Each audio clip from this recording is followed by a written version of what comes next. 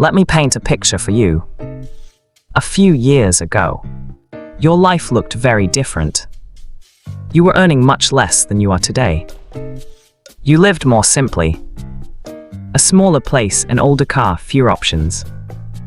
Back then, you probably had a number in your head. A salary that felt like freedom. You told yourself, if I could just earn that much, things would finally feel easier. You imagined a version of your life where the stress faded, where comfort replaced worry, where you could finally breathe. Now fast forward to today. You did exactly what you were supposed to do. You worked longer hours. You took the promotions. You made the jump. Your income climbed. Maybe it even doubled. Your lifestyle followed. A nicer home. A better car. More convenience. More comfort. And yet, here you are. Still feeling the pressure. Still feeling tight around money.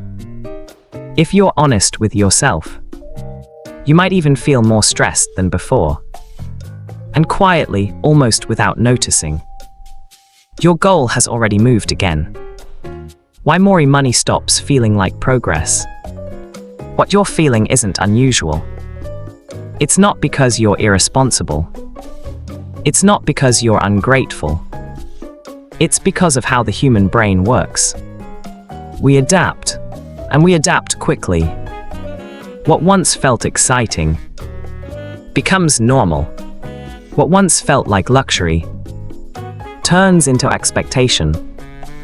The moment your income rises, your brain recalibrates. That raise that felt life-changing slowly becomes just your paycheck.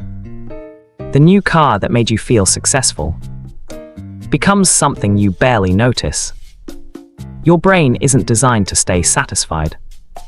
It's designed to adjust and then look forward again. This happens silently. You don't feel it happening. You only feel the result. No matter how far you move financially, you're still standing in the same emotional place. The treadmill you didn't know you were on. Psychologists have a name for this. They call it the hedonic treadmill.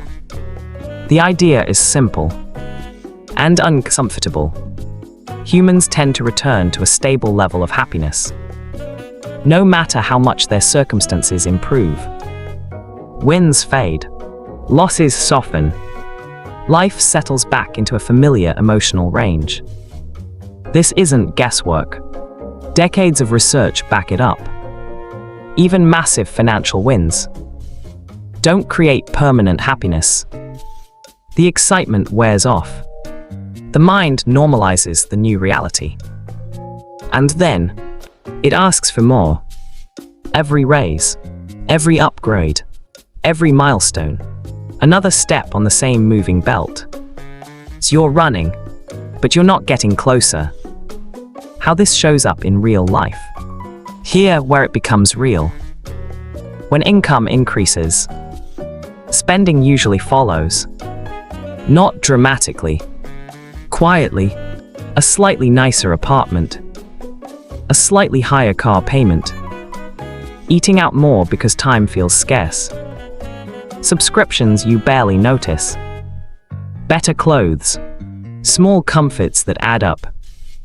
Individually, none of these choices feel reckless. Together, they absorb most of the extra money you worked so hard to earn. And suddenly, your breathing room hasn't grown at all. Sometimes, it's actually smaller. This is lifestyle inflation. It's the treadmill showing up in your bank account.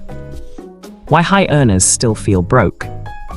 This is why so many people earning good money still describe themselves as financially stressed. It's not always about budgeting. It's not always about prices. It's about expansion. When resources increase, expectations increase with them. At a certain point, the problem stops being income. It becomes psychology. More money doesn't fix a moving target. It just feeds it. The lie of "I'll be happy when." There's another trap layered on top of this. The belief that happiness exists at a future destination. When I hit this income, when I pay off this debt, when I reach this number. The mistake isn't having goals. The mistake is believing happiness waits at the finish line. Research shows something different. People feel happiest while making progress toward meaningful goals, not when they finally arrive. Anticipation often feels better than achievement. Movement feels better than arrival. So when you postpone your satisfaction, you're trading years of your life for a promise your brain can't keep. What actually lasts? Not all spending adapts the same way. Experiences leave a deeper mark. The material upgrades. Objects fade into the background. Memories don't. Shared moments. Skills learned. Challenges faced. These become part of who you are. And interestingly, experiences often cost less than the upgrades people choose instead. We spend more money on things that deliver less happiness, and less money on things that deliver more. Stepping off without giving up. This doesn't mean rejecting ambition. It means choosing intentionally, instead of automatically.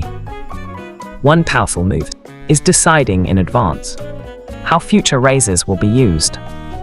Not in the moment of excitement, but calmly ahead of time. When upgrades are deliberate, they feel meaningful. When they're automatic, they feel empty. Another shift is remembering what you already have. Not forced positivity, just awareness.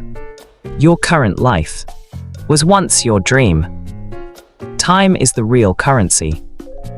At the core of all of this, money is about time. Every dollar saved and invested is a claim on future freedom. Not freedom to buy more things. Freedom to choose how your days look. The most valuable thing money can buy isn't comfort, it's options. When ambition is redirected toward time, the treadmill slows. Progress starts to feel real again. The final shift. The hedonic treadmill isn't evil. It's ancient survival software, running in a modern world, designed to exploit it. Every ad, every comparison, every message says the same thing. You're almost there. You're not broken for believing it. You're human, but you do have a choice. You can define what enough means before your brain moves the goal again. You can choose intentionally. You can value time over status. You can step off a race that was never meant to be won. If this video helped you see money differently, take a second to like the video and subscribe to the channel. More content like this is coming. I'll see you in the next one.